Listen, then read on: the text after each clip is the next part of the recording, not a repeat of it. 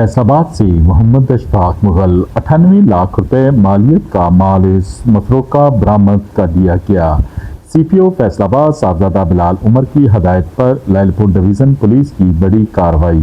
SP Lyallpur division Malik Abid Zafar की press conference में बताया 98 लाख रुपए मालियत का माल मसरूका नकबजनी की वारदात में मुलव्वस 4 मुल्ज़िमान गिरफ्तार कर लिए गए। थाना कतवाली के इलाके जाफरी ब्रोस्ट के करीब दुकान से नकदी, सोना, सऊदी रियाल, लैपटॉप कुल मालियत 98 लाख रुपए नकब जनी की वारदात हुई। सीपीओ फैसलाबाद ने मुल्ज़िमान की गिरफ्तारी के लिए एसपी लैलपुर डिवीज़न की सरबराही में टीम तश्कील दी। तश्कील शुदा टीम में मलक शाहद SHO कतवाली ने मुलाजमीन के हमरा 24 घंटे में चोरी करने वाले मुल्ज़िमान को गिरफ्तार कर लिया। गिरफ्तार मुल्ज़िमान में मरकजी मुल्ज़िम उमर, खलील, इब्रार, मुआज, सफियान शामिल हैं। मुल्ज़िमान को टेक्निकल वसाइल बरूएकार लाते हुए गिरफ्तार किया गया।